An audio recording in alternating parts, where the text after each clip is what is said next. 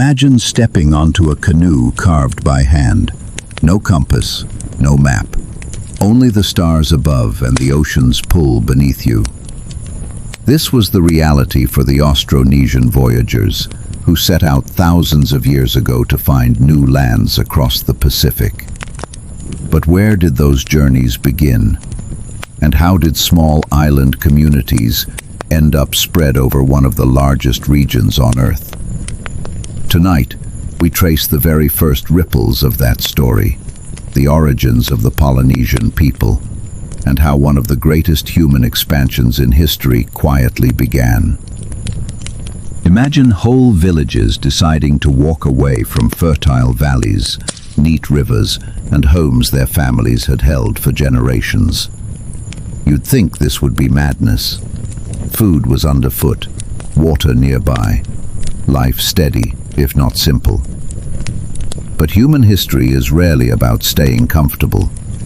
It's about restlessness and pressure wearing away at the ground until people start moving, even when logic should have told them to sit tight.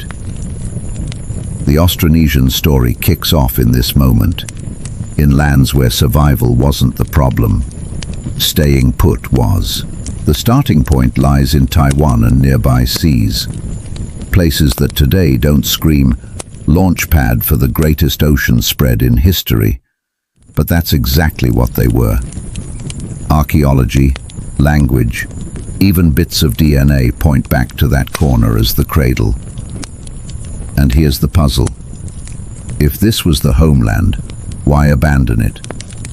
After all, the soil grew rice, rivers cut across valleys, and the forests handed over food. By farming standards, these weren't desperate refugees staggering off a barren rock. These were agricultural communities that had worked out stable village life.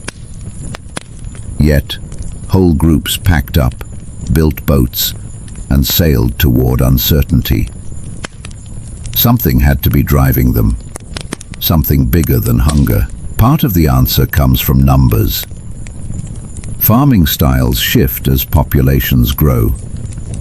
More rice paddies mean more mouths to feed, and more mouths mean less land available in each generation. Villages that once had open fields around them began to feel cramped. Competition tightened, the overflow of people testing how much food the land could actually yield. In short, the place that had once been enough began to feel smaller, even though the mountains and bays didn't change size. Scarcity creeps not because the earth shrinks, but because people multiply. And the earth did change, in a slower but sharper way. Climate doesn't stay still. Sea levels, monsoon shifts, and temperature rhythms left valleys wetter in some years and harsher in others. Settlements that had flooded once every decade began to face routine water troubles. Too much rain could rot crops, too little could starve them. For farmers who depended on steady harvests, even subtle climate swings turned life precarious. When the rains refused to cooperate, the pressure to split off and find better soil only grew heavier. Now here's where things get interesting. Rice agriculture and canoes evolved side by side. Think about that pairing. On one side you have cultivation, neatly ordered fields, water channeled into furrows, patience for harvest. On the other you have engineering wood into sleek vessels that ride waves. Farming seems like a stay-at-home craft. Boat building screams departure. Yet in the same communities you find both. The skills to make food permanent and the skills to leave the land entirely were growing in tandem. It's as if the society had one eye fixed on the rice paddy and the other scanning the horizon. Language carries the fingerprints of this shared beginning too. Austronesian tongues scatter across the Pacific, but the deepest roots coil tightest in Taiwan. The greatest variety is there, which tells you the tree sprouted there long before its seeds drifted outward. As clans broke off, They carried their speech but bent it over time. Words shifted, rhythms changed, yet kernels of core vocabulary still point back to the same mouth. That's the kind of clue you can't bury. Generations later, when the accents grew strange and foreign, you could still trace the outline of a common starting note. So picture it. Families farming rice, hauling water, weaving lashings strong enough to tie planks, sharpening tools that doubled for fields and forests. People heard familiar voices speaking their tongue in one place, and across hundreds of miles sometime later, echoes of that tongue answering back. A huge family had begun to scatter, but the traces linked them to the same table. The mystery, though, is what actually pushed people onto the sea, because curiosity alone is romantic, but leaving behind working farmland is serious. Imagine the village council, people trading warnings, others insisting, "There's land out there, plenty of room." Younger generations, squeezed by inheritance rules, had little to lose. Older generations saw risk, but they couldn't stop the tide of restless families willing to gamble. Pressure from the ground and the whisper of what lay beyond the horizon collided. You could call it necessity meeting curiosity, and the result was wood sliding onto the surf, sails catching wind, and the first intentional migrations outward. It wasn't done as a heroic myth. Nobody posed like statue heroes. Imagine more mud and sweat, kids crying as gear was stashed, families deciding what to carry, elders muttering about recklessness. Yet those small choices, multiplied across time, lit the fuse of one of the largest expansions any human group ever managed. The leapfrog began. From one island to the next, settling, testing, and moving further. A push here, a pull there, but one principle underlined it all. You do not build a boat unless you plan to use it. And every launch was proof that people had figured the math. More mouths than fields could bear, more floods than patience could survive, and enough nerve to think the sea might offer better odds than the valley behind them. And that brings us to the real hinge of the story. What made the leap possible wasn't just the will to leave, it was the craft underfoot. You don't cross gulfs of salt water armed only with a daydream. You need a tool that doesn't rip apart when a wave cracks against it. Something that can hold families, animals, food, and hopes. The canoe wasn't an accessory. It was survival wrapped in wood and rope. And once it appeared in the right form, the Pacific wasn't a barrier anymore. It was a highway waiting to be used. So the migrations weren't a random fluke. They were the outcome of a pressure cooker, fields shrinking, skies shifting, mouths multiplying, and at the same time a toolkit growing more advanced. Farming and sailing grew out of the same soil, literally, and the voices of those who left echoed this unity, preserved in language families that still carry the rhythm of that homeland. One moment you have farmers standing ankle-deep in flooded paddies, worried about next season's yield. The next, you have young sailors staring out at a horizon, convinced that what lies beyond is more promising than what lies beneath their feet. Islands became stepping stones, each new settlement daring someone else to push further. And once one group proved it could be done, others followed. The story didn't start because the valleys failed, or because people ran out of food altogether. That's too simple. The truth is more layered. Enough comfort to risk moving, enough strain to force the hand, and technology sharp enough to make the risk possible. When both necessity and curiosity aligned, the first migrations weren't fantasy, they were inevitable. And from that decision to walk away from home, the trail of sowing words, planting taro, and carving hulls would spread across an ocean so wide that even today we call it endless. But for them, it was becoming increasingly familiar water. And the key enabler of that familiarity, the vessels themselves, deserve their own moment in this story. Because without them, the expansion never truly begins. Forget giant ships. The vessel that carried people across thousands of miles of ocean looked more like a hollowed-out tree strapped with a balancing arm, and if you were lucky, a patchwork sail. It doesn't look heroic in a museum case, it looks basic. But this basic shell was the machine that turned empty horizon into livable world. Something so small, even fragile at first glance, became the engine that let humans step across the Pacific, one island at a time. That's the joke the ocean plays. You don't need a floating fortress, you need something clever. And the Austronesians built clever boats. The first key was the outrigger. Imagine a single hull cut from a log, then add a skinny float tied to its side with curved beams. Right there you have a hack against the biggest enemy on open water, tipping over. That little float, the outrigger, worked like training wheels, only more graceful. It gave stability in hitting waves from odd angles. With it, you could push further into choppy waters than a plain dugout could ever dare. Families could go along. Cargo could come too. Suddenly, the sea wasn't just a thin edge of your world. It was more like a road. You could launch supplies without expecting to spill half of them into the current. And the design scaled up.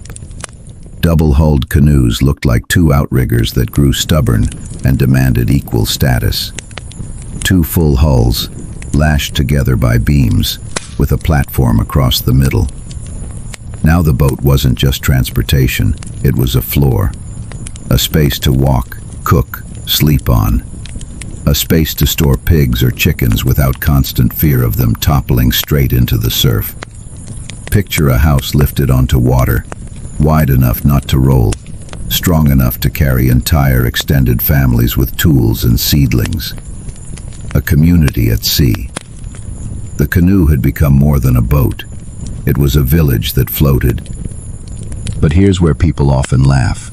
How could something stitched together with rope, without a single nail hammered in, possibly survive the ocean's tantrums? The answer is that rigidity is not always strength. By lashing beams and planks with fiber, instead of locking them rigid with iron, the whole structure could flex. Waves smack a canoe, the rope holds, but it also lets the frame bend, then spring back. Think less like a brick wall smashing against surf, and more like a bundle of reeds bending in wind. That bending kept the boats alive, where heavy, stiff machines might splinter. And since the same rope and planks could be carried on board, repairs at sea weren't miracles, they were part of the plan. Something cracks, you re-lash it. A seam leaks, you plug it with resin and fiber. It was do-it-yourself survival. The sail mattered just as much as the frame. Fabric wasn't an option, so they wove mats, heavy but durable. The rigging let those mats do a trick that changes everything. They could tack against the wind. If you've never thought about this, picture the most idiotic voyage possible. You build a raft, hoist a sheet, and the wind either carries you in one direction or doesn't blow at all. That's suicide on an ocean. But if you can adjust your sail to cut sideways against the wind, you control your path. Suddenly wind isn't boss, you are. That detail, woven mats catching wind at clever angles, turned random drifting into planned, repeatable exploration. There's a reason modern experiments recreating these canoes shocked skeptics. They proved fast, durable, and surprisingly roomy. Tests showed they could cross long stretches without sinking, could haul heavy supplies, could keep upright even when storms shoved them like toys. They performed not as folk magic but as real engineering, calibrated over generations of trial, error, and necessity. Every line of lashings, every angle of sail had absorbed centuries of experiment until the outcome looked inevitable. For the people who used them, these weren't just bulky tools. They were lifelines.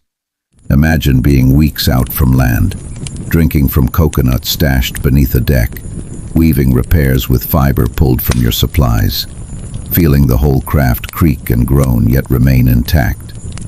The canoe became part of you. It wasn't fragile, it was an extension of the community itself. A working body with ribs that flexed, skin that breathed, and a heart that beat with every paddle stroke. And because it could hold families, animals and plants, it didn't just transport individuals, it transplanted entire ways of life. Think of it as time travel. Step onto the hull and you step into the future. Each voyage carried the DNA of a homeland and placed it onto a new shore. Rice ideas, plant starters, dried fish, parents, children, all of it packed onto a platform lashed together. If the double-hulled canoe fell apart, that chain broke. But because it survived, entire ecosystems leapt forward, expanding geography one crossing at a time. That's why calling them boats undersells it. They were time machines made of wood and rope. Different islands tuned the form to their conditions. In calm lagoons, smaller outriggers zipped with agility. In open seas, wider double-hulled vessels stretched stability. The technology adapted like a living species, mutating to match wind, wave, and shoreline. Yet the core remained. Balance through outriggers, strength through lashings, movement through sails angled with skill. Everywhere they went, the idea of the canoe carried over, reshaped again and again. Proof that the design held deep cultural weight, along with physical utility. The stress test was always the sea itself. Long trips meant exposure to weeks of salt spray, sun, and unpredictable tempers of weather. These canoes weren't like fragile toys that got lucky. They were built with those weeks in mind. Every knot tied assumed you'd face storms. Every repair kit stashed expected leaks. Survivors of crashes didn't chalk it up to fate, they chalked it up to bad prep. Because on the ocean, your vessel has to be more than transport. It has to be your house, your workshop, your food shelf, and your lifeguard lying beneath you. Call a double-hulled canoe a boat, but really you're stepping into a floating village designed not to crack under stress, but to bend with it. Home and highway packed into one frame. Small, yes. Light, yes. But simple? Never. Its survival proved more durable than steel would have at times, because it obeyed the logic of water. Move with force. Don't fight against it head-on. Little wonder whole migrations hinged on these things. They were as much culture carriers as they were transport. Without them, the Austronesian expansion dies at the shoreline.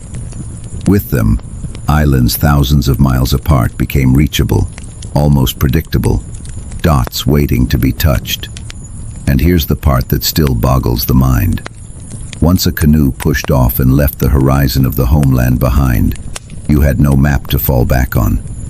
No sketch showing where land might appear. Nothing but the patterns the sea itself offered. And if the people aboard didn't know how to read those, the canoe's brilliance didn't matter. It could carry you alive for weeks, yes, but it couldn't choose where to put you down. That depended on a different skill set altogether. The ability to read stars, swells, and subtle signs written across the water's surface. Boats got you there, but navigation told you where there even was. Without that, the Pacific was still a void. With it, every wave became part of a hidden map, stretching farther than the eye could see. Picture standing on a deck where water stretches to every horizon, no land in sight, and still knowing exactly where you are. No compass pointing north, no GPS bleeding coordinates, just your head, your memory, and the natural signals around you. That's how the navigators of the Pacific worked. They didn't treat the ocean as an empty void. They treated it like a huge map written in waves, stars, and the flight paths of birds. It was a map anyone could see, but only a few could understand. Those few kept entire communities alive. To grasp the scale of that skill, imagine islands smaller than a thumbprint, sitting thousands of miles apart. Miss one by even a fraction, and you might find open ocean forever. The stakes weren't a wrong turn on a road trip. The stakes were death by thirst, hunger, or exhaustion. And yet these sailors, training without books or instruments, consistently found targets so remote that modern people still squint in disbelief. The big mystery isn't that they got lucky, it's that luck wasn't required. The heart of it was the star compass. And forget the word compass, because nothing physical was carried. It lived entirely in the mind. Navigators memorized the rising and setting positions of hundreds of stars. Each star served as a marker, a directional peg hammered into the sky. By knowing where a particular star came up over the horizon and where it sank, you could fix a course. You hold that line at night, switch to the next rising star when the first dips, and so on. Piece enough of those together, and you've got steady guidance stretched across weeks. But night alone doesn't save you. When the sun drowned in clouds, or when too many stars hid, eyes dropped to the water itself. Swells never run random. Ocean has rhythms, sets of waves traveling in predictable paths. Skilled navigators read them the way you might read the grain in a piece of wood. They felt the canoe rock this way, then that way, recognized interference patterns, and knew the presence of islands hundreds of miles beyond sight. Tiny refractions bent waves around unseen land, creating new cross-currents. These distortions served as invisible footprints stamped across the sea. Follow them correctly, and you found home. Get it wrong, the ocean swallowed you whole. Clouds spoke too, though not kindly. Islands warmed the air around them, coaxing puffs of vapor to rise up differently than cloud banks over bare sea. Some even carried a tint from reflected greens beneath, vegetation coloring the base of the cloud. If you trained your eyes, you could tell when a formation wasn't random. It was marking soil, trees, and fresh water below. Navigators, staring at the horizon for hours, noticed shapes and colors you and I would dismiss as meaningless fluff. For them, clouds were the smoke and the islands the fire. And then there were the birds. Certain species acted like living arrows pointing toward home. They flew out every dawn, hunted fish across the swells, then returned to nests at dusk. By watching which direction flocks aimed themselves, you traced the invisible line of nearby land. The trick wasn't just knowing which bird was which, it was knowing its habits at precise times of day. A foolish observer might think, great, birds follow that one. A trained navigator knew when to pay attention and when not to. An out-of-pattern flight could mean nothing, but overall, the cycle was steady enough to act as a moving signpost. Put all these together, stars, swells, clouds, and birds. One alone might mislead, but stack them and they cross-check each other. A navigator built a layered argument in their mind. If the star path said east-northeast, the swells confirmed the angle, and birds at dusk backed it up.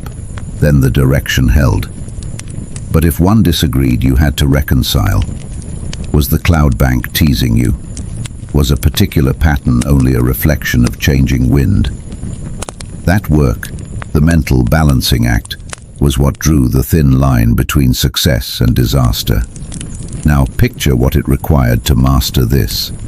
No written charts, no handheld instruments. Only oral training, memory, and endless practice. Apprentices spent years sitting behind experienced navigators, memorizing sky maps and investigating wave sets until they could recite patterns by heart. The knowledge wasn't handed out like candy. It was guarded, even sacred. You didn't declare yourself navigator until you could be trusted with hundreds of lives.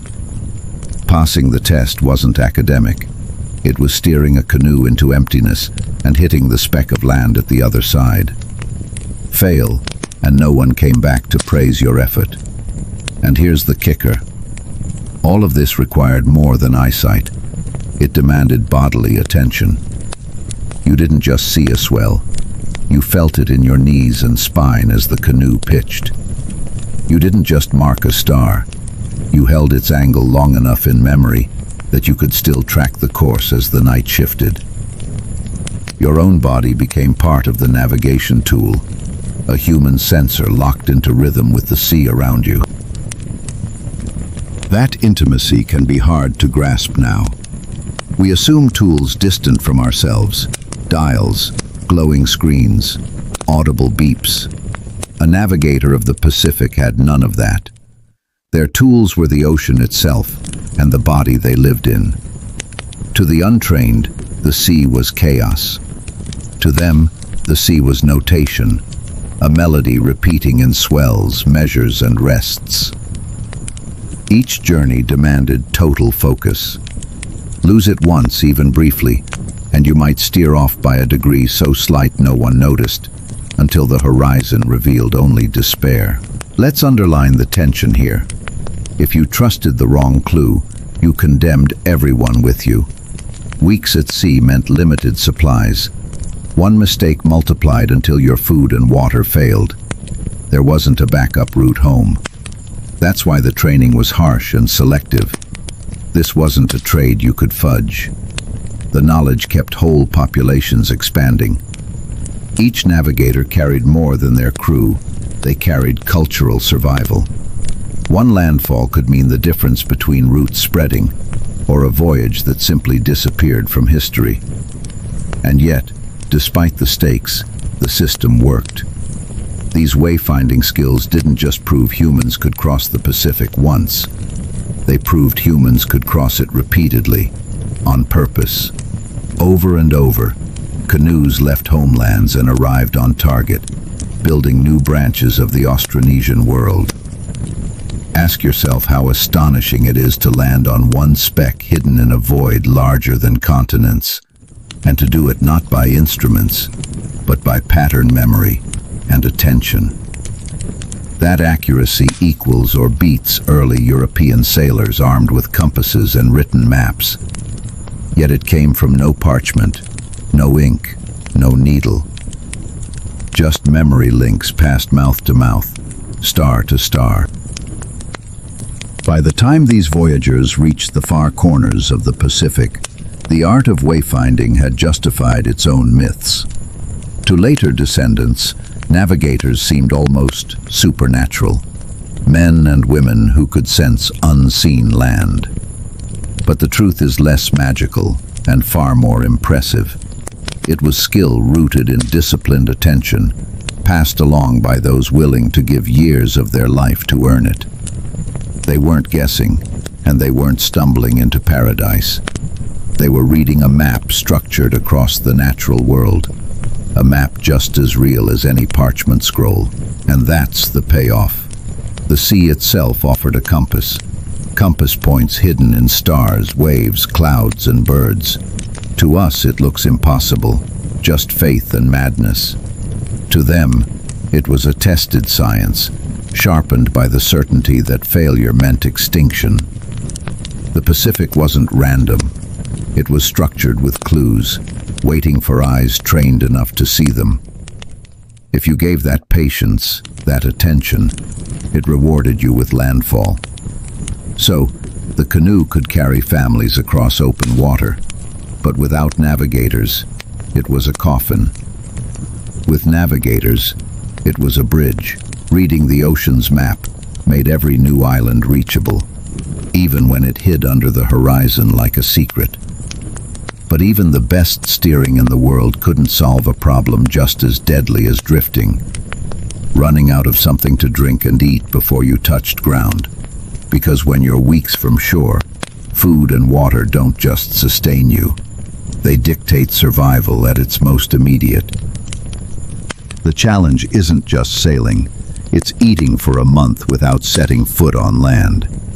Imagine climbing onto a canoe, knowing that even if you can guide the stars correctly and keep the hull intact, none of that matters unless you feed everyone packed on board.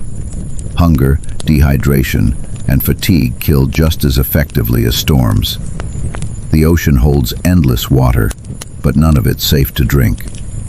So how do you turn weeks on a canoe into survival instead of slow starvation? The answer is almost absurd in its pragmatism. The voyagers carried gardens with them. If that sounds ridiculous, picture it. You've got taro, bananas, breadfruit, and coconuts all crammed into your boat like living luggage. Roots in baskets, shoots wrapped in damp fibers, seedlings tucked away, even soil scooped and carried along. It wasn't decorative, it was insurance. Taro gave filling starch, bananas delivered quick energy, breadfruit offered bulk for meals, and coconuts pulled triple duty. Each item wasn't picked only for taste, it was chosen because it could endure sea travel. They lasted just long enough to keep people alive on the trip, and strong enough to sprout once planted on new shores. You could call it a mobile seed bank, but it looked more like a floating jungle squeezed onto narrow platforms between families and animals. Coconuts deserve special mention. They stored themselves. No jars needed, no complicated prep. Crack one open, and you had both food and drink. Their water replaced what quickly vanished from gourds on board. Their flesh added fat into an otherwise starch-heavy diet. Their husks doubled as fiber for ropes or tinder, and unlike other plants, coconuts float.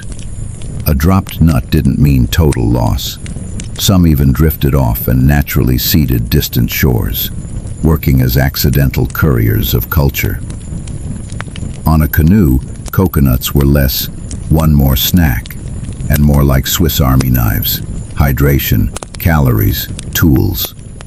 When supplies ran thin, a sack of coconuts meant the difference between despair and survival.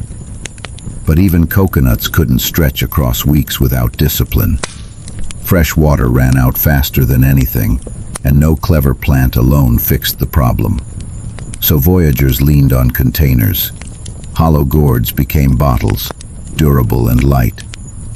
Coconut shells worked too, small but plentiful. And then there was rain. When clouds opened, crews scrambled to catch the drops, stuffing every vessel with liquid gold. Some even used woven mats propped and curved to funnel rain into gourds. Without this, thirst gnawed first, long before hunger ever set in. Another quiet trick was fermentation. Leave certain liquids sealed long enough, and you bought time. Some drinks spoiled slower that way, safer than stagnant water. Fermentation wasn't luxury, it was practical chemistry. A sour sip wasn't error, it was healing compared to brine burning your throat. People carried knowledge of how to stretch liquids, not scientific jargon, but working routines passed down. They didn't pour over theories, they poured into jars what would save them later. Of course, no one dreamed of matching food supply precisely to the voyage. That margin was too thin. Fishing filled the gap. Hooks carved from bone gleamed against salt spray. Nets made from carefully knotted fibers stretched and hauled. The ocean wasn't enemy. It was pantry, if you knew how to stock it. Fish darting below the hull became dinner by sheer ingenuity. And unlike plants, fish reproduced as you traveled. You didn't diminish the source by eating it. Every line thrown overboard while drifting in doldrums wasn't just pastime, it was survival. Pulling up silver flashes with hooks carved from bird bones kept canoes full long after garden plants ran low. Fishing also required craft and preservation. Fresh catches spoiled under sun quickly without skill, so salt, smoke, or drying under controlled heat mattered. Crews dried strips of fish across the canoe itself, using predictable breezes as makeshift ovens. Dried fish didn't taste glamorous, but it fed children and spared reserves of breadfruit. And no one forgot that smell. Salty tang mixed with smoke and sweat.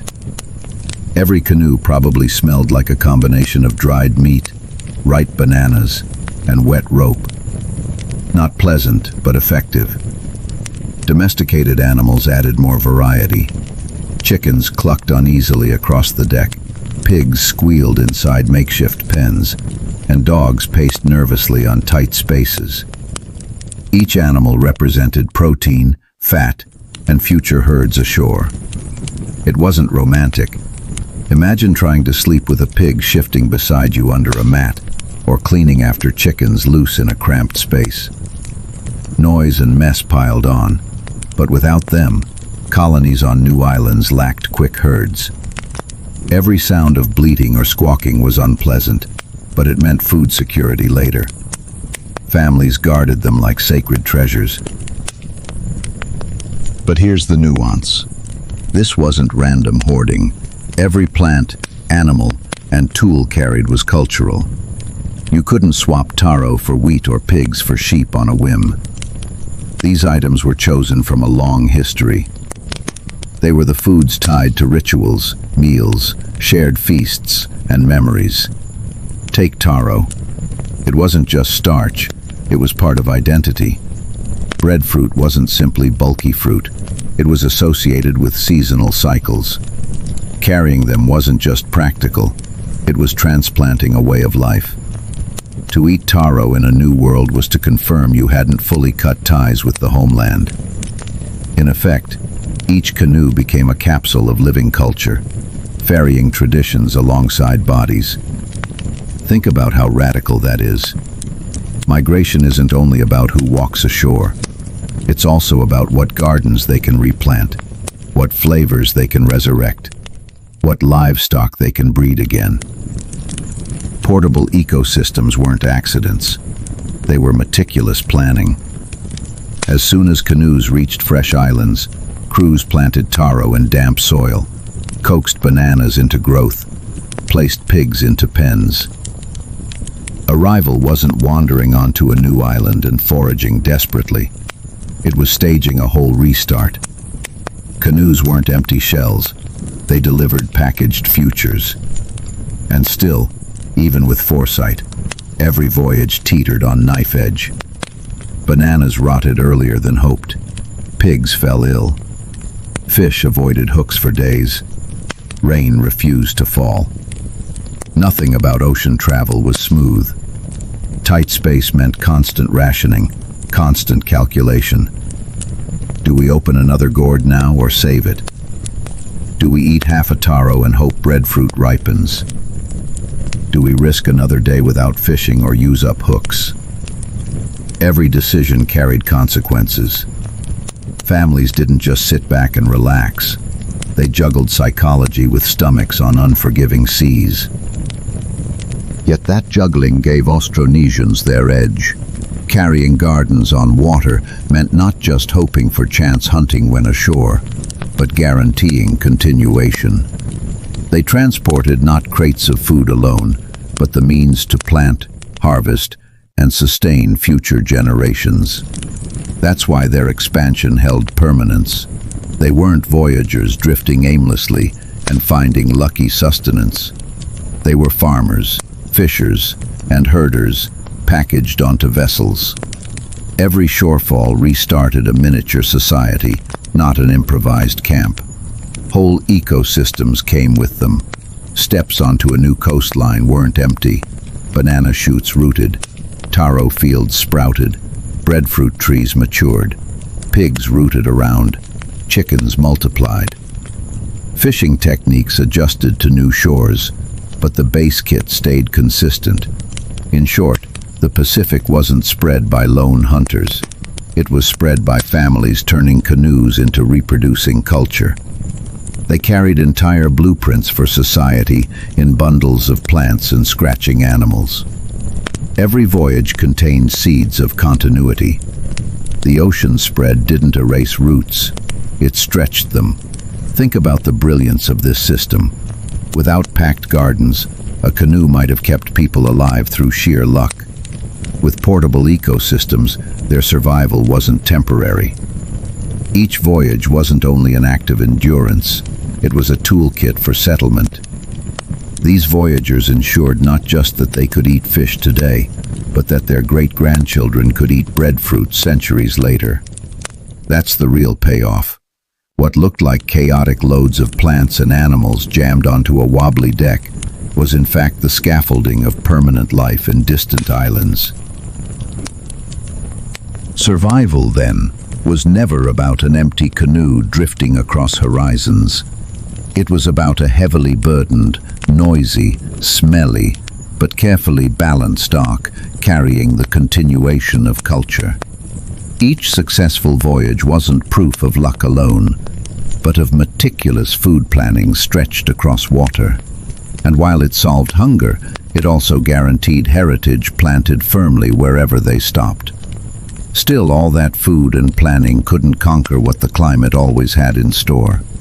The sky itself could rise against you, swallowing your horizon with black walls of storm.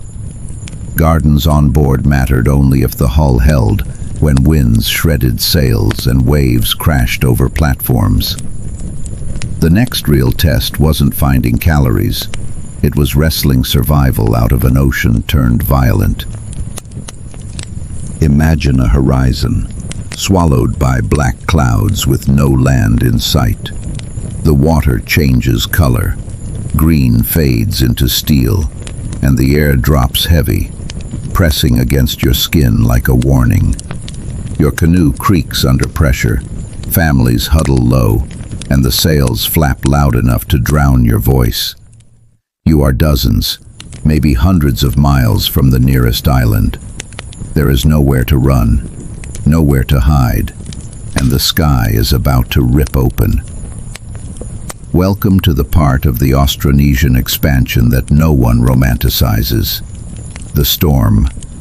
Now, storms are not a gentle inconvenience at sea. They aren't the summer squall you watch from your porch. Out here, they are walls of wind, spirals of destruction, and they do not care about your crops tied in baskets or the pigs squealing in their pens. When the ocean rages, even crafted canoes built with balance in mind face a test they can barely withstand. You can imagine small outriggers skidding against waves the size of cliffs, each impact threatening to split the whole structure.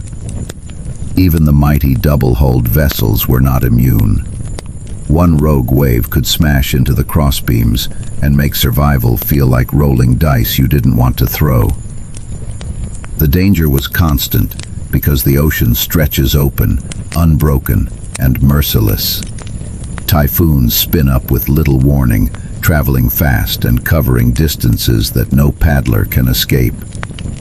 Rogue waves appear without rhythm, as if the surface is folding under itself, pitching ton after ton of water onto thin decks. A canoe may be seaworthy enough to glide between islands, but against that kind of violence, nothing feels stable. No one on board is ever too young or too old to recognize what is coming. It's fear you can hear without words, in the shift of bodies and the way eyes turn to the horizon with dread. So how did they fight back? Skill, and a system both drilled into memory and delivered through muscle. First came the bailing. When a storm struck, water piled inside the hulls as fast as waves poured over the side. Crew members rotated into bailing teams, scooping, tossing, scooping, tossing, doing it endlessly, even as their arms went weak. They knew that if water filled too high, the canoe would lose what little stability it had left. Bailing wasn't just about comfort or dryness, it was survival. Whole families depended on hands keeping that water level low enough to float. And then there were the sails, which had to be managed in the middle of chaos. You couldn't just leave them flying or they'd rip to shreds, taking your rigging with them. Navigators and crew pulled cords, shifted angles, and tried to ride with the storm rather than fight it head-on. The tactic was practical. Fall in line with wind and wave, surf along the chaos rather than white-knuckle against it. You had to give in just enough to keep control. Think about that paradox. Survival meant knowing when to yield, when to stop pushing, and let the storm carry you like a rag on the surface. Sometimes the best decision was the hardest. Shut it all down and lash everything tight. Families crouched low, sails tied down, crossbeams secured, nothing left exposed to the tearing winds. They would let the storm throw them where it wanted, while the canoe flexed, groaned, and twisted, but did not break. This wasn't defeat, it was an act of preservation. To wait through a gale wasn't cowardice, it was strategy born of generations. Oral traditions didn't romanticize every wave. They passed down when to fight and when to endure. There's also something strange about these storms. They were threat and opportunity at once. A storm could destroy an entire voyage, but it could also shove a canoe into places no one had charted before. Winds howling at your back might fling you past islands you never intended to see, where you stumbled ashore drenched, shaken, but alive. And in that accidental crash landing, the expansion grew. Nature didn't always break these people. Sometimes it handed them new ground. In this way, the ocean acted like both executioner and guide, steering human settlement in directions no chart would have chosen. You have to think about the sheer teamwork it took to endure nights like that. Imagine it. The canoe pitching, families sick and vomiting from the violent rocking, the deck covered in spray like glass shards. Children scream, elders pray. Men and women alike grab buckets or ropes. Leadership matters here. Someone has to call the rhythm, to direct when to loosen sails, to tell each subgroup where to move before panic turns the deck into chaos. Strong voices, steady commands, and trained eyes, not random chance, kept people upright. Divisions of labor on deck were sharper than any army drill, because their stakes were absolute. Either every person knew their task under pressure, or all of them drowned. And let's be blunt, luck might play in, but these people didn't depend on it. Their survival came from long years of training, from memorized responses repeated so often they became nerves in the body. They read weather signs, cloud formations, and even animal movements that hinted at worsening conditions. That awareness meant preparation before the first drop of rain landed.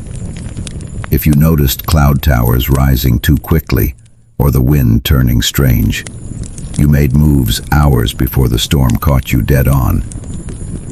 Knowledge reduced the blow, but it could never fully erase it. Think, too, about the material of the canoes themselves during all this. Wood, fiber lashings, planks carefully joined without nails. They all mattered in a storm. The very flexibility of lashings, the ability of parts to shift without snapping, let the canoe bend instead of shatter. It creaked, it strained, it flexed, but it held. A rigid craft might splinter in one instant. This, instead, gave just enough to stay alive. It was a design philosophy crafted for survival, not luxury, and in storms it proved its worth. What about morale? You can't ignore it. Being caught mid-ocean in the jaws of a storm tests more than wood and cord. It tests nerves. Every scream of the wind might sound like your last. Children cry, and parents can only grip them close, hoping. After hours of bailing and holding, your muscles split and burn. If despair takes hold, if people give up, you drown faster than any damage would cause. Leadership had to keep an edge of confidence alive, convincing exhausted sailors and passengers that endurance would pay off, that the storm would pass, and the canoe would still float. That psychological edge mattered as much as any rope tying a mast. By dawn, if the storm lightened, the survivors stood soaked to the skin, but alive. The decks strewn with debris, animals shaken, sails torn. Yet the canoe floated on. Families carried on. And when they finally reached shore, days or weeks later, they didn't see it as miracle alone. It was validation of the training and systems passed on from their ancestors. They had suffered, but they had done exactly what was needed. Survival meant the lessons work. So, the payoff is simple. Survival against storms wasn't chaos and luck. It was training, muscle, cooperation, and design all aligning against hostile nature. The people on those canoes didn't shrug and hope. They prepared, they acted, they endured. That's what kept them afloat when black skies tried to pull them under. And now comes the haunting part of all this. If storms were so brutal, if voyages drained strength, if survival was always on the line, why risk it again and again? Why did families leave safe valleys, cross oceans, and keep pushing further when calmer lives already existed at home? That question hits deeper than mast or rope. It digs at the root of curiosity, rivalry, and identity. Because for the Austronesians, staying was never enough. The sea wasn't just barrier, it was the next step. And the real mystery is why they kept choosing risk over comfort at every horizon they reached. Some targets were no bigger than a speck on the horizon, yet they lay thousands of miles away. Imagine setting out with your family in a canoe, knowing that your only chance of survival depended on hitting a sliver of land, smaller than your thumb from a distance. Miss that speck, and the sea offered nothing but hunger and silence. It sounds impossible from our modern perspective, like playing darts blindfolded with your life on the line. But for Austronesian navigators, it wasn't just possible, it became routine. That's the staggering part. To land on places like Hawaii or Rapa Nui took precision of a level we normally don't credit ancient people with. These weren't random drifters, blown into paradise by lucky winds. That story doesn't hold water. They set out on purpose, and they nailed their landfall again and again. Thousands of miles of open water, no metal compass, no chart in ink, only observation, memory, and nerve. That's how far a mind can reach when survival demands it. And here's the tension. From modern eyes, the whole story looks absurd. You stare at a map today and see islands scattered across the Pacific like sand. Tiny, widely spaced, often invisible until you're almost standing on them. How could anyone with nothing more than birds and clouds for hints ever hope to hit them with accuracy? It's tempting to assume myth, exaggeration, or pure accident. That's the skepticism outsiders carried, especially once Western sailors rolled in with sextants and charts. But skepticism collapses when the evidence is right there. Cultures thriving on remote islands that were reached long before outsiders arrived. Settlement doesn't lie. Someone made contact, and they did it on purpose. So what were the tools? Let's start with sightline indicators. The ocean looks blank at first glance, but it carries tiny threads of meaning. Navigators tracked clusters of seabirds. Certain species acted like beacons, heading out at dawn to feed and streaming back at dusk to roost. Spot the same direction of flight long enough, and you knew land waited there. even if your eyes couldn't catch it yet. These birds didn't wander aimlessly.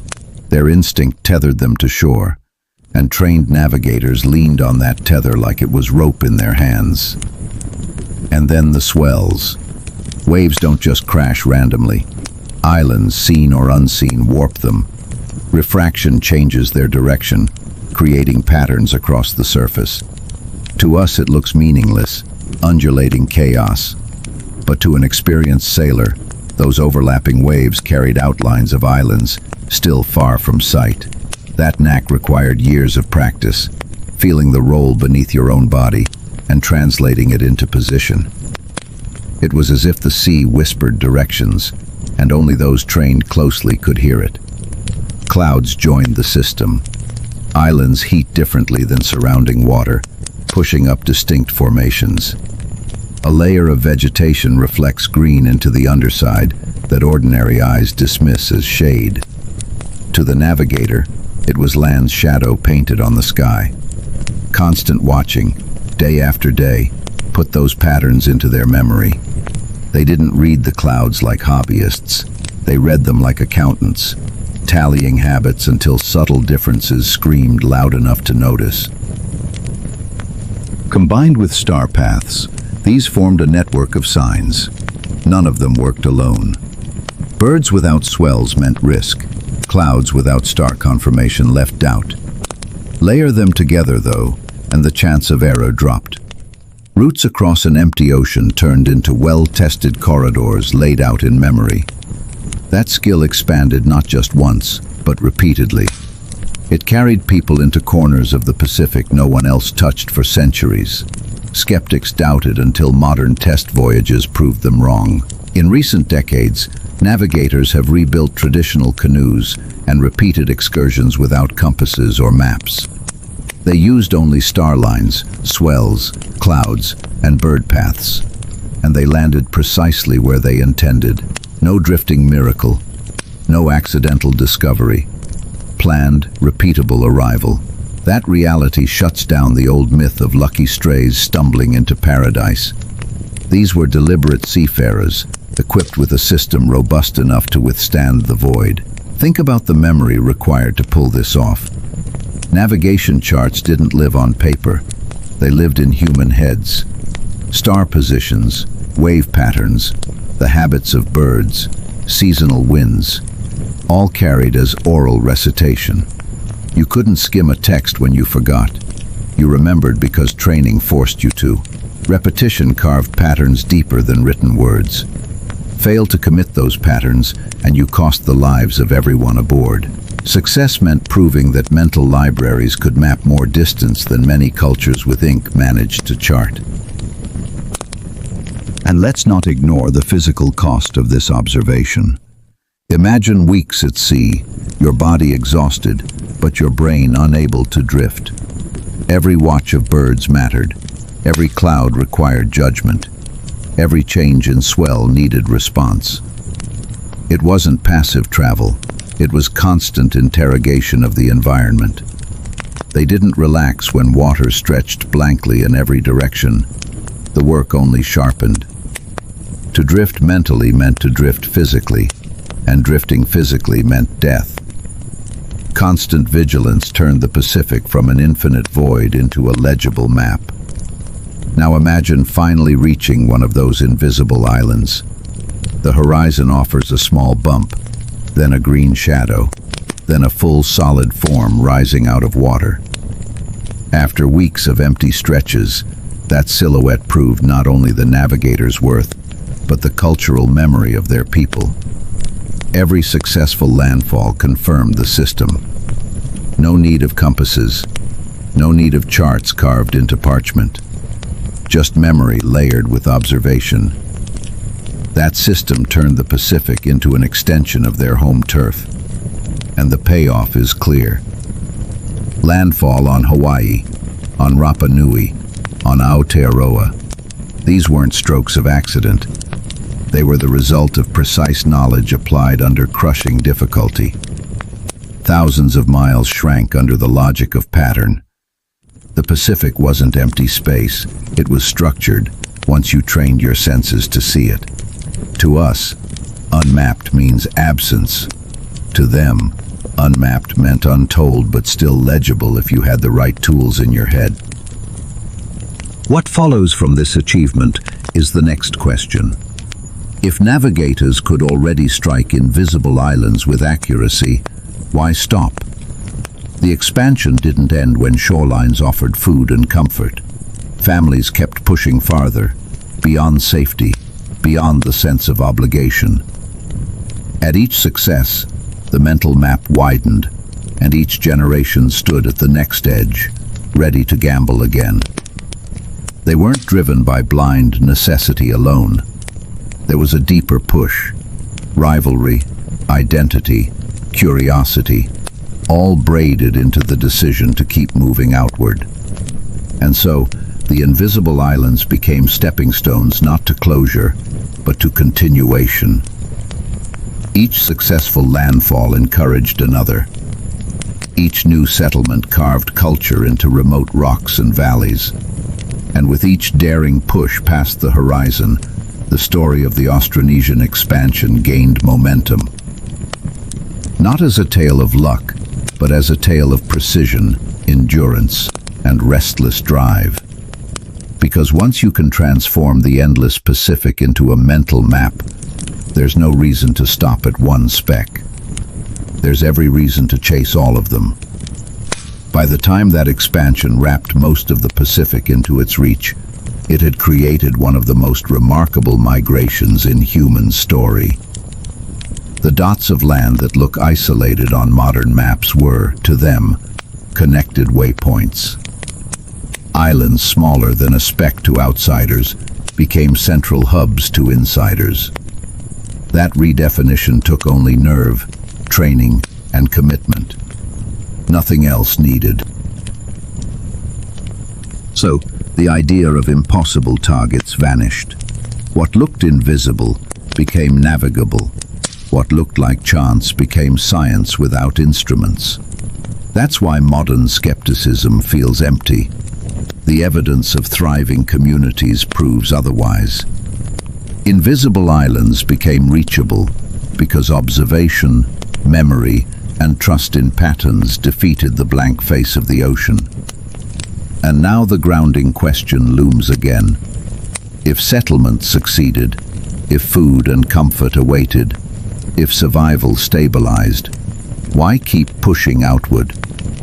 Why gamble another ocean crossing when new homes were already established?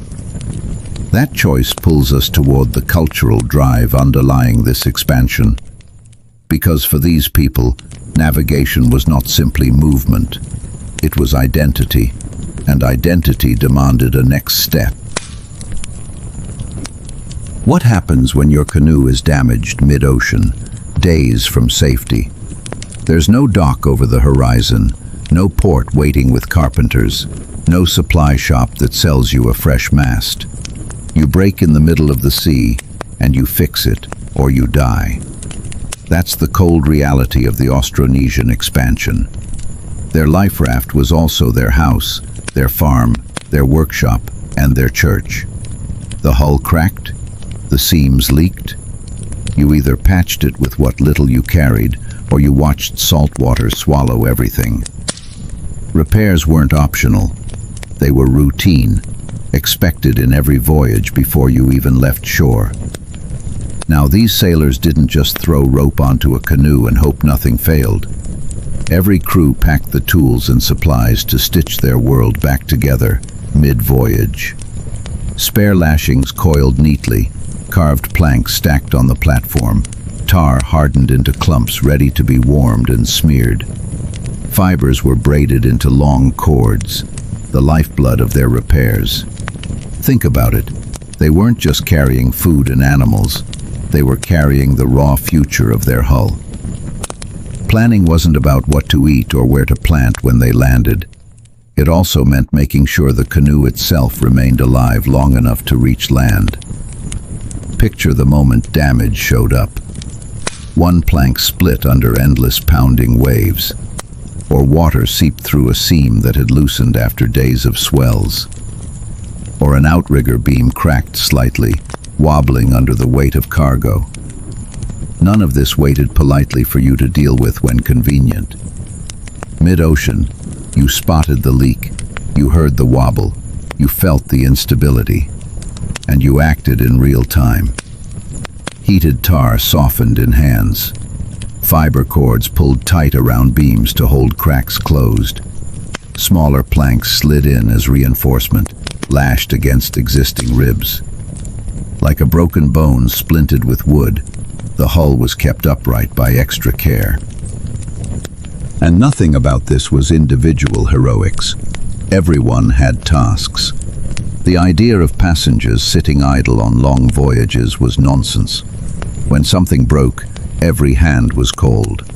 Some stuffed fibers into seams, others baled water to relieve the load. Others carved adjustments with shell blades right there on the rocking deck. It became an all-in job, with dozens of hands working in messy rhythm, while the sea pressed from every side. Repairs weren't silent, neat affairs. They were loud, chaotic, desperate. And then, if the team did its work, relieving. The canoe limped back into stability because bodies worked like one. The lashings are worth pausing on. Forget nails and pegs, because these boats didn't rely on rigid joints. Ropes were the skeleton binder, holding hundreds of separate pieces into one organism. Tension kept strength alive, and when ropes frayed, absolutely nothing could run smoothly. So spares had to be packed in ridiculous quantities. Fiber ropes twisted strong enough to brace beams, twist after twist, knot after knot, until the whole frame held. It sounds flimsy to modern ears, but the flex saved lives. Unlike a stiff-nailed frame that snapped under pressure, lashings absorbed the shock, bent with the swell, and then tightened again. A flexing canoe was a living canoe. A stiff one was a dead one. Now imagine sealing leaks. No silicone tubes, no industrial adhesives. What you had was tar, sap, and fiber. Natural caulking. They pressed tar into gaps with their hands, sealed seams with sticky layers of plant resin. Fiber packed into cracks like stuffing in a mattress. Combined, those stopped the immediate leak long enough to save the voyage. And again, the lesson matters. They didn't try to build indestructible boats. They built boats they could fix, anytime, anywhere. Durability came not from lasting untouched, but from being endlessly repairable. You can see the philosophy in every design choice. Thin planks mean lightweight, easier to replace if broken. Lashings mean fast refits, not catastrophic snaps. Carrying spare strips of wood meant the ability to patch like a medic patches a wound. The canoe wasn't perfect in itself. It was perfect in its willingness to survive with human intervention. Its strength lay not in resisting damage, but in expecting it. Almost like armor designed to dent without shattering. Think about what that does to crew psychology. You live with the fact your craft will break, but you believe you can mend it. That trust keeps panic from destroying morale.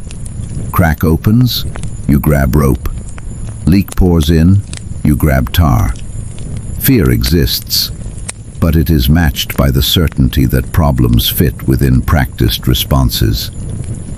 That mindset is what allowed expansion to stretch thousands of miles, across oceans big enough to erase weaker traditions. And woven through all this was oral tradition. Stories weren't told for entertainment alone. They carried practical memory. Tales of ancestors patching seams mid-tempest, or binding planks after waves smashed them, weren't just epic sagas. They were direct lessons. Bring spare fiber, sharpen blades, keep resin warm. Each story doubled as training, imprinting the urgency of repair into living memory. Culture hammered the point that the canoe would break, but you would fix it. And that fixing meant survival, Even better, repairs didn't just keep voyages alive, they extended them. You could only keep pushing into the unknown if you trusted your craft could be pulled back into shape when punished. Imagine leaving shore knowing exploratory trips might take you weeks away, maybe months from familiar waters. If you feared one crack would sink you, you'd never leave. The knowledge that damage wasn't ending but temporary allowed families to gamble on longer ranges. Without that skill of repair, the Austronesian expansion would have shuddered to a stop early on. We tend to think of sailors and passengers, but that divide collapses here. On board, you weren't a passive traveler. You were ready shipwright, ready bucket hauler, ready lash knotter. Every adult learned enough to pitch in, and even the kids watched so they could continue the same system one day. It's not glamorous. It's sticky hands pressing tar, rope calluses rubbing skin raw, sweat burning eyes as you bail gallons of water. But without those tasks, horizons remained unreachable. These were not passengers. They were an inseparable blend of farmers, fishers, navigators and carpenters, all packaged on one deck. The more you think about it, the more the canoe itself mirrors the people. Lashings of fiber keep hundreds of pieces united into one coherent frame, just like crews kept dozens of humans bound together into one coherent mission. The canoe flexed to endure stress. The crew flexed to meet danger. Repairs depended on every part being rebuilt, retightened, recommitted.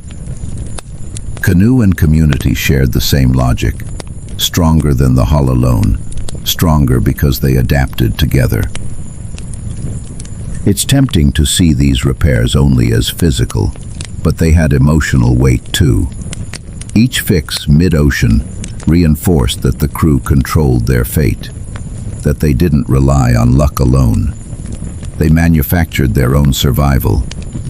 And that is no small thing when staring at endless blue and waking up every day knowing cracks and leaks are inevitable. The psychological armor these people carried was as important as the tar pressed into seams.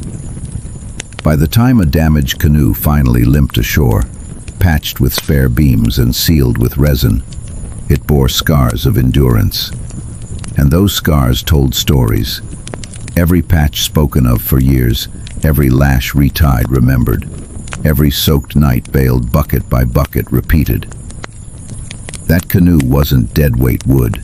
It was a living logbook, recording suffering and skill. So the payoff is clear. The Austronesians weren't simply passengers in floating crafts. They were shipwrights at sea, repairing, adapting, and surviving in real time. Their canoes lasted because their hands never stopped working. Their voyages succeeded not because storms were kind, but because every human became carpenter in the middle of nowhere. And that relentless readiness forged trust between people, canoe, and ocean. Now the question that naturally rises is simple but heavier. If patching leaks, surviving storms, rationing food and hundreds of small crises defined life at sea, why keep going? Why, after reaching safe islands with fertile soil and steady food, would you ever leave again? Why risk hitting void instead of staying settled? That question takes us from rope and tar into motives that ran deeper, into culture, into rivalry, into ambition. Because the only thing stronger than a well-lashed canoe was the human hunger to sail past comfort into the unknown horizon. If you already have fishing, fertile soil, and safety, why risk another unknown sea? Why leave behind gardens that are growing, rivers flowing, and stores of food piling up on an island that already feels like a permanent home? On paper, it doesn't add up. If survival was the only measure, families could have stayed settled in one of the hundreds of islands already reached. But history shows they didn't stop. They kept going, again and again, deeper into the Pacific, until no horizon was left untouched. On the surface, necessity explains part of it. Population growth squeezes resources, villages expand, farmland is carved out, but soil only gives so much, and fish reefs aren't infinite. With every generation, the division of land gets thinner, and sooner or later someone stares at their shrinking slice and thinks, there must be more out beyond the water. It's not always catastrophic famine driving that thought. More often, it's the constant pressure of too many people fighting over too few patches of taro or too few breadfruit trees. That kind of squeeze makes leaving logical. You don't abandon paradise by choice, you abandon comfort because it can't hold everyone anymore. But that answer doesn't cover it all. If survival were the only reason, migration would have ended once new farmland was secured. The evidence says something stronger was at play. People weren't satisfied with just enough. They felt pulled forward, even when balance at home was possible. And that pull came from culture itself. Exploration wasn't just an option, it was identity. The sea woven into life was not a border but an invitation. Staying still too long wasn't just boring, it could feel dishonorable, like ignoring a call ingrained in memory. Ambition played no small role either. Chiefs and families competed. Power wasn't just measured in pigs owned or feasts thrown. Prestige came from proving you could command crews, launch voyages, and extend your people's reach farther than rivals. If one leader planted roots on a distant island, another had to push beyond it to show superiority. You weren't only securing food, you were securing legacy, bragging rights, a spot in the stories to be told around fires. To sit back while a rival sailed further made you look weak, and weakness bred challenge from within your own camp. Rivalry demanded fresh horizons to conquer. Think of it as cultural economics mixed with ego. A successful voyage bought not only space and crops, but social currency. The man or woman who pushed into unknown water and came back with tales, or better yet, new settlers safely planted, earned more than survival. They earned reverence. Families aligned themselves with navigators who expanded worlds. Chiefs who launched successful voyages gained unquestioned authority. Pride mattered as much as grain, and you also can't ignore oral tradition. Elders passed stories forward of ancestors who had crossed emptiness and found new lands. The tales weren't window dressing. They were both history and fuel. To grow up hearing about epic voyages meant growing up with a mandate. This is who we are. If your grandfather's grandfather had packed food and crossed into blank horizon, how could you refuse to do the same? To stay when urged to go was to dishonor ancestors who defined themselves by motion. The tradition sparked repetition. Success wasn't only survival, it was honoring memory through action. That sense of obligation didn't live in books. It lived in chants, songs, and great recitations at important gatherings. Every community preserved knowledge in performance. It wasn't just entertainment, it was reinforcement. The repeated line that "we came from voyagers" reshaped future behavior without needing ink. Kids absorbed identities sitting cross-legged by fires, watching elders recite lineage back through waves and wind. That oral environment turned exploration into a cultural instinct. Now stack the dangers against that. Families set out knowing storms could tear canoes apart, supplies could run dry, mistakes in navigation could spell death. Every new voyage risked elders, children, livestock, and the carefully packed gardens that carried continuity. They knew all of this, and still they launched. That tells you the motivation was bigger than just material. Risk this steep only balances if the reward felt profound. It wasn't just about finding another patch of land to plant taro. It was about proving worth, displaying courage, building identity that stretched across an endless blue. Competition also sharpened technique. Chiefs trying to win glory demanded better navigational mastery. Crews practiced longer, watched stars with sharper eyes, memorized swells with more focus. Rivalry channeled into innovation. Canoe designs stretched sturdier, sails tuned lighter, lashings developed to flex with greater durability. Navigators weren't content copying fathers, they improved to win. That culture of rivalry transformed survival into skill at a level outsiders underestimate. Even mistakes fed back into progress. A voyage that failed left scars, but scars carried lessons. Next crews patched weaknesses and pushed further. In that way, drive to outdo rivals made the expansion inevitable. And here comes curiosity. Harder to measure, but just as present. Survival, status, and rivalry all explain a lot. But then there's that restless urge every human knows. What is beyond that edge? You don't need full hunger or mortal threat to feel it. You need only the sight of horizon and the suspicion that something waits beyond it. In a world where skill made it achievable, curiosity wasn't idle. It became action. Younger sailors, pressed by older authority, must have found appeal in proving themselves on new frontiers. A safe valley breeds boredom. An open sea breeds stories. Stories sustain identity long after the grain is eaten. That hunger for the unknown turned the Pacific into not just a home, but a challenge. Each island reached became a base camp feeding more exploration. One success justified another attempt. Slowly, a chain formed.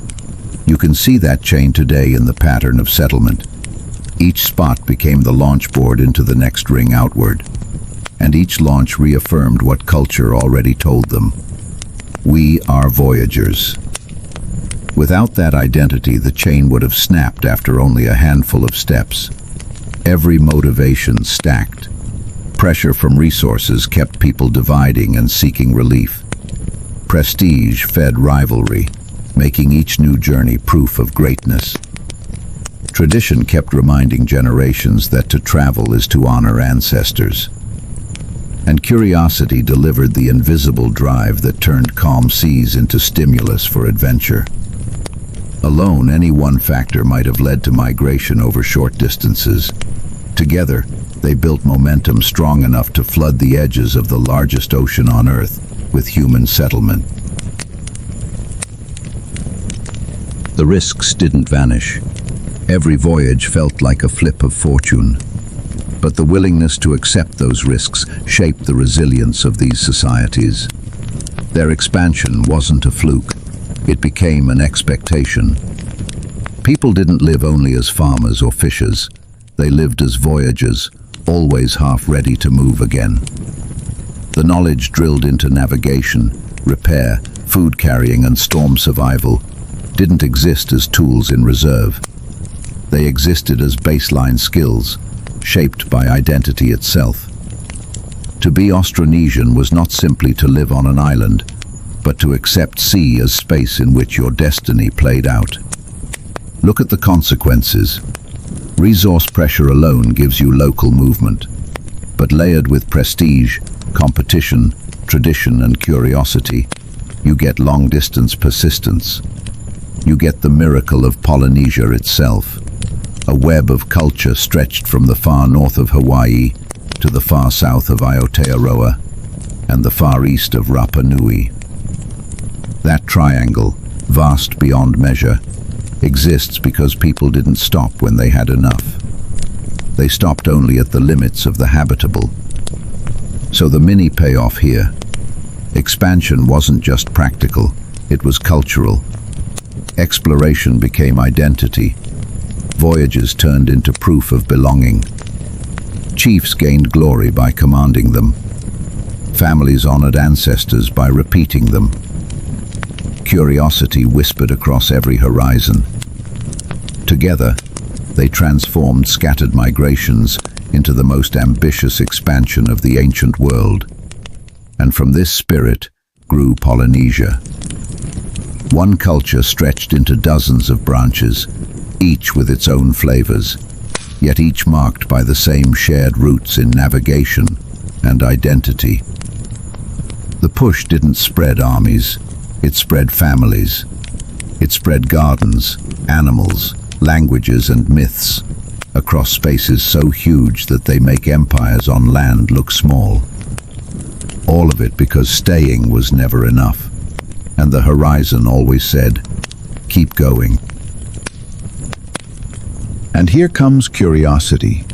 Harder to measure, but just as present.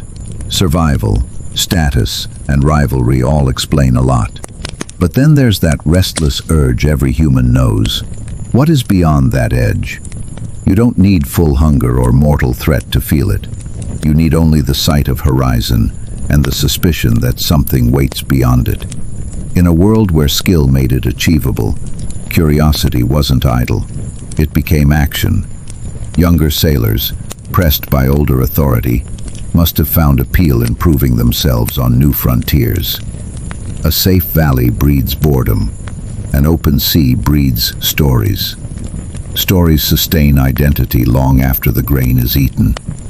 That hunger for the unknown turned the Pacific into not just a home, but a challenge. Each island reached became a base camp feeding more exploration.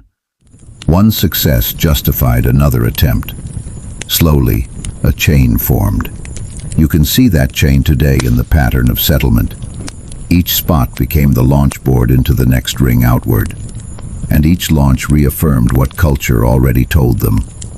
We are voyagers. Without that identity, the chain would have snapped after only a handful of steps. Every motivation stacked.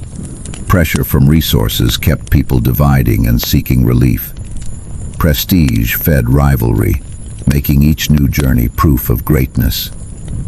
Tradition kept reminding generations that to travel is to honor ancestors.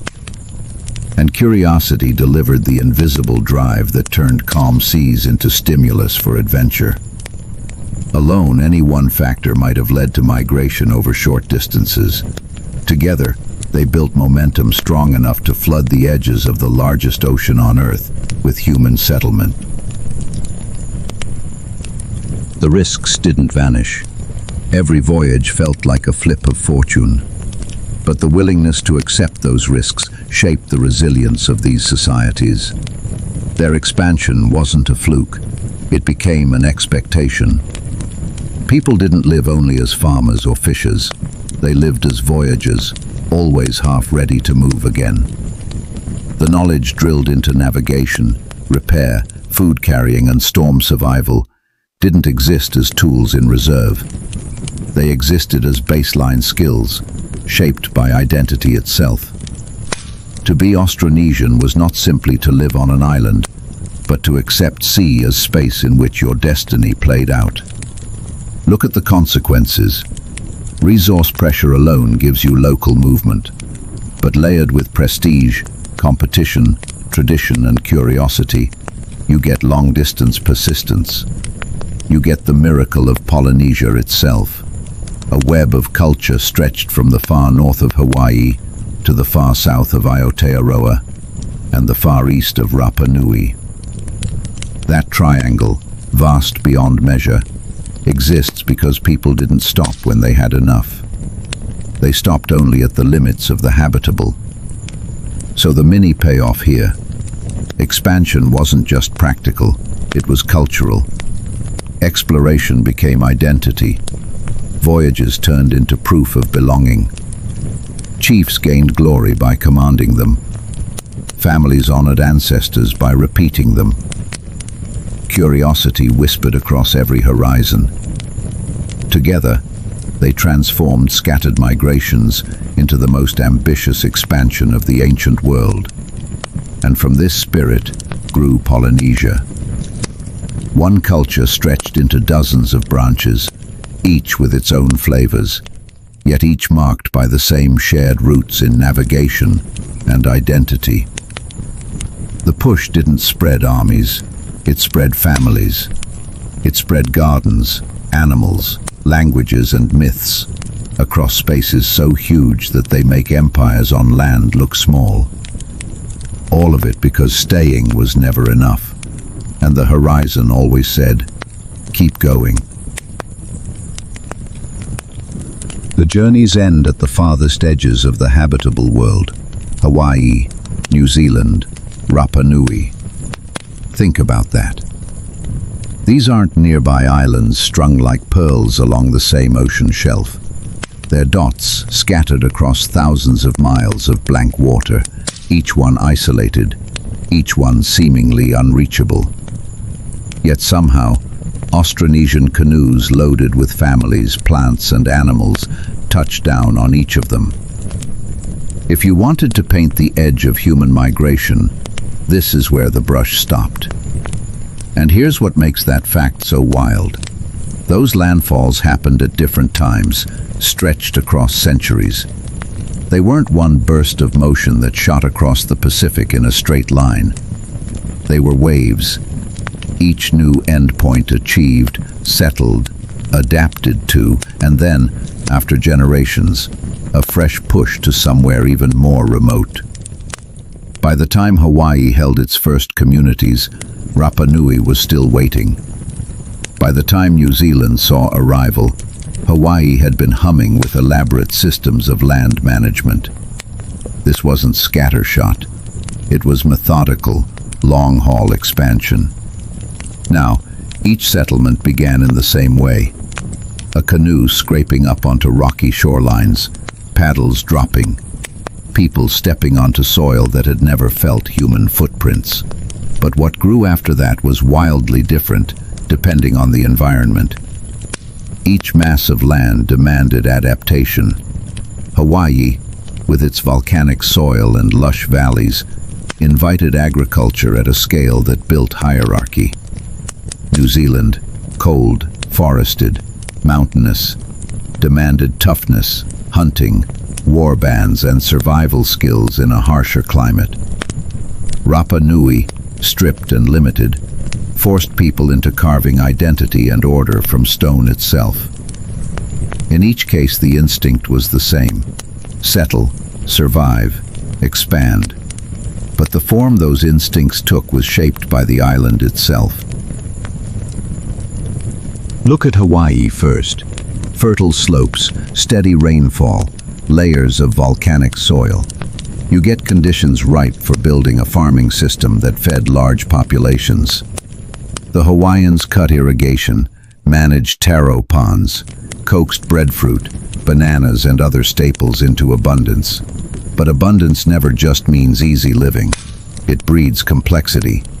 Food supports social order, and before long Hawaiian society hardened into sharp hierarchies, chiefs and priests at the top, common people below, the rules enforced through ritual. Religion, too, took elaborate shape. Gods layered into a pantheon, rituals codified, chants and oral histories tying everything together. Hawaii became not just settled land, but a complex society whose intricacies rested on the fact that the soil gave enough to allow layers of power to thrive. Compare that to New Zealand. You're farther south, wrapped in colder seas, mountains and forests dominating geography. The same crops that flourished in the tropics wouldn't always thrive there. Some did, like sweet potato, but many tropical plants struggled. So the people who became the Maori adapted. They hunted large flightless birds, fished, and worked communal gardens where crops could grow with effort. They built fortified settlements, often on hilltops, signaling constant readiness for conflict. Warfare became not just occasional but deeply embedded in identity. Tattoos etched status into skin. Carvings turned wood into permanent reminders of ancestry and belief. This wasn't an echo of Hawaii's stratified priestly world. It was a harsher, more martial society, built in tune with colder land. And now to Rapa Nui, the loneliest of the triangle. Limited land, limited resources, fragile ecosystem. Agriculture existed, yes, but stress was always close. Instead of abundance giving rise to hierarchy, it was scarcity shaping order. And into that scarcity came something unique. The moai, the carved monumental statues towering over the island. Each represented ancestors, chiefs, a way of declaring identity under duress. To build them required vast labor, cooperation, and belief. They weren't casual art. They were survival politics carved into stone. Communities organized around producing and raising these giants, rolling them across land, setting them onto ahu platforms. The act itself reinforced social order. You could say Hawaii carved order into soil, New Zealand carved it into kinship, and Rapa Nui carved it literally into volcanic rock. Isolation added weight. Each of these places stood far from the nearest neighbor, so far that once canoes stopped arriving, cultures developed almost wholly alone. Hawaiians constructed detailed systems because their connections back to other places weakened with time.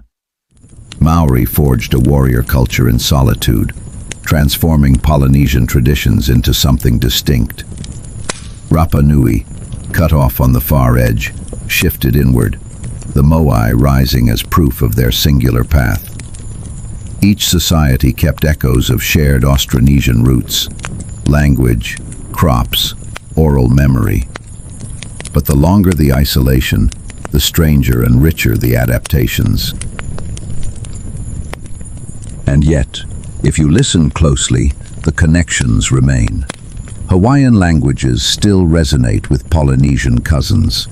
Maori oral traditions still carry shades of the same voyaging memory.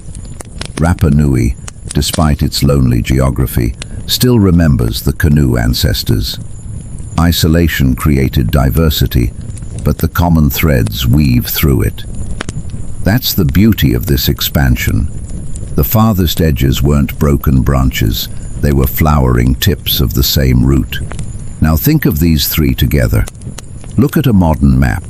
The Pacific sprawled out wider than any other stretch of water, and draw a triangle. Hawaii anchors the north, New Zealand the southwest, Rapa Nui the far east. That triangle covers more distance than most of us can even conceptualize, and yet families with bone hooks, taro cuttings, woven ropes and memorized stars connected it. Armies on land never stretched kingdoms this wide. On land, borders collapse under distance. At sea, Austronesian voyagers made an empire that needed no emperor. Their connection wasn't conquest, it was persistence. The ocean became bridge instead of barrier. The tension is sharp here. Every new landfall meant tearing away from the wider community forever. No regular trade caravans popped up. No steady diplomacy across seas. You left, you settled, you adapted, and you built culture from scratch, with nothing but memory to bind you to others. That's terrifying, but it's also liberating. It's myth-making, storytelling, art formed to explain where you came from and why you ended up here. Out of that isolation, new lineages blossomed, sometimes violent, sometimes elaborate, always unique. The Pacific became not one culture copied onto multiple spots, but dozens of cultures radiating from a core. And still, step back, and it's one story. One chain of canoes launching, one route stretching farther, one expansion that outpaced geography. From Taiwan to Hawaii, from island Southeast Asia to Rapa Nui, from tiny atolls to New Zealand's mountains, the line connects. It forms the largest highway of migration families ever managed before the industrial age, and it leaves behind one of the strangest ironies of history. On land, the biggest empires measured their greatness in square miles of dirt. Austronesian voyagers measured theirs in endless stretches of water. The payoff is this. The greatest expansion wasn't marked by flags planted into conquered soil. It was baskets of taro, chickens squawking, children stumbling on black sand beaches. It was oral stories spreading in dozens of dialects, carved lines inked into bodies, statues heaved across volcanic stone. It was laughter, ritual, hierarchy, and conflict. All of it sustained by the courage to treat the world's largest ocean like a string of familiar paths. An empire the width of half the planet, built without palaces or cavalry, just memory, wood, cord, and nerve. And so when you stand today and consider Hawaii, Maori lands, or the lonely statues of Rapa Nui, you're not seeing distant, disconnected places. You're seeing the far corners of one vast human achievement. Each developed different lives, each bore unique marks, but each stemmed from the same willingness to trust a canoe on an ocean and gamble on unseen horizons. Their survival proved that even the farthest reaches of Earth weren't unreachable when you carried culture with you. That expansion, more sprawling than any scribbled border on a land map, tells us something simple. Human migration doesn't stop at safety. It pushes until there is no farther left to go. For the Austronesian voyagers, that meant drawing their final boundary across the Pacific Triangle, from Hawaii to Rapa Nui to New Zealand. The end point of an epic, not told with swords or sieges, but with taro shoots, lashings, and memory. And now, when you think about oceans as gaps or voids, remember this story. The Pacific wasn't empty. It was the space that allowed one of humanity's boldest expansions. Island by island, culture by culture, they filled that void with life, society, and myth. That is where this tale leaves us, standing on the last edges of the world, watching canoes tie together islands so scattered that no empire on land has ever matched their collective reach. And from here, the reflection isn't just about what they achieved. It's about what it tells us about endurance and imagination itself. The greatest migration wasn't armies marching across continents. It was families in canoes chasing horizons. No flags, no cavalry, no empires carved by swords. Just rope lashings, seedlings, and nerves stretched across the widest ocean on Earth. Polynesian settlement stands as proof of human resilience and imagination. They carried culture and memory as cargo, turning the Pacific into a map of human grit.